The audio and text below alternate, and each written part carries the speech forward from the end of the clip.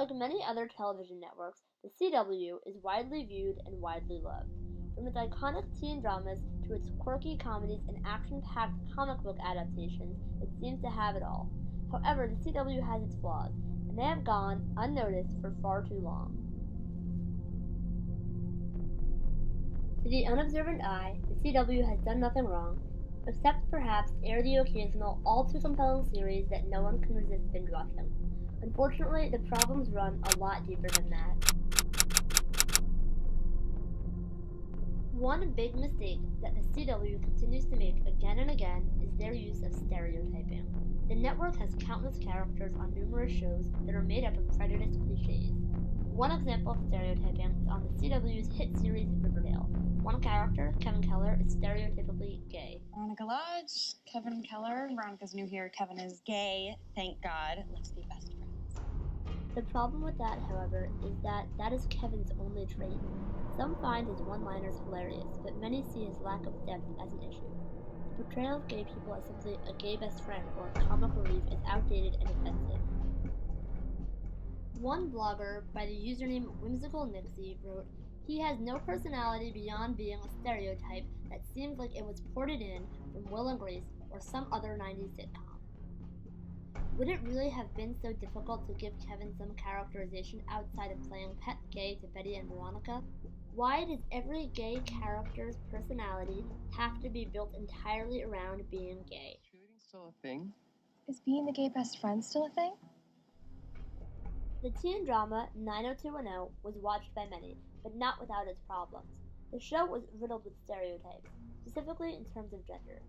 One storyline in particular, in which two girls, previously best friends, begin a feud over a boy, lasts for seasons. Why is she here?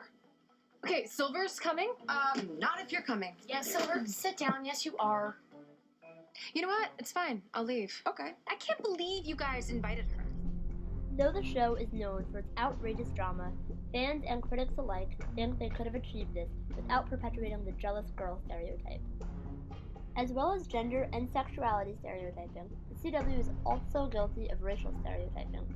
The popular comic-based series Arrow painted one Latino character with a wide brush when they wrote him as a walking stereotype. Renee Ramirez was introduced as a directionless, violent street rat with an alcohol problem, a wife murdered by a drug dealer, and a child who he lost custody of. Stereotypes like these are harmful because they depict a reality that is untrue and unfair. The CW has become notorious with mistreatment of minorities and underrepresented groups. This is an issue because the world we see on our screens should resemble reality.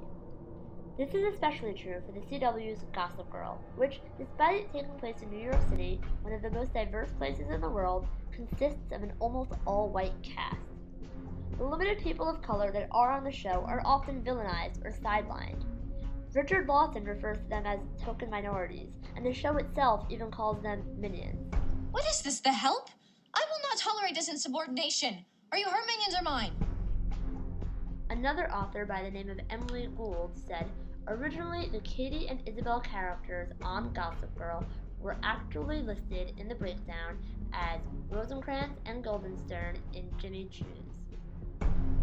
The network decided that they had to go ethnic, and they claimed they couldn't find any black or Asian girls who were funny, so they, at the last minute, cast models and decided to just make them sight gags. Religion is rarely brought up in discussions about representation, but it is a factor when it comes to diversity. At a glance, it's easy to say that the shows that take place in the DC universe on the CW are a mixed bag of spirituality, with characters of Christian, atheist, Muslim, and Jewish faith, although the representation of these characters leave a lot to be desired. The issue became a hot topic of discussion in late 2017 when the CW hosted a four-way crossover between Supergirl, The Flash, Arrow, and DC Legends of Tomorrow. The crossover was already controversial in and of itself, with its theme being Nazis from an alternate reality. One critic by the name of Jakada Lewis said, "The normalization of hate groups is something that is being discussed a lot as of late. That's why having Nazis and Nazi love stories as a narrative plot point is such bold." However, its controversy didn't stop there. The four-part special ended with a character dying, one of the only 3 Jewish characters on all 4 shows. Although the actor Victor Garber was planning on leaving to be on Broadway, having his character killed by Nazis was not the way to go. One of the biggest, and arguably the most famous of the CW's mistreated groups is of the LGBTQ+ community.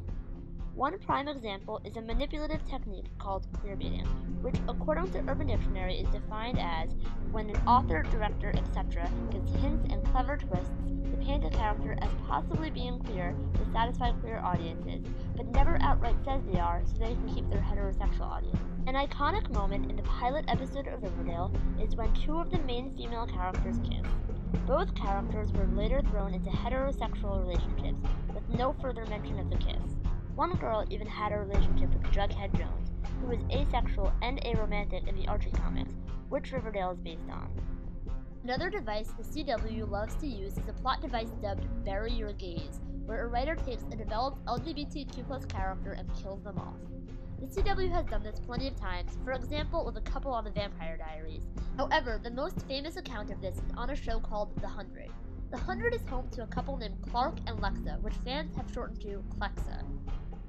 In early 2016, the CW aired an episode that showed Lexa being shot by a stray bullet and subsequently dying. Outraged that LGBT characters kept dying, fans began a movement. One group founded a website called LGBT Fans Deserve Better that sells t-shirts and merchandise specific to Clexa. Fans have also organized an annual convention for LGBT fans of TV called ClexaCon. Actors of LGBT content attend every year, and fans tend to show up dressed as their favorite characters.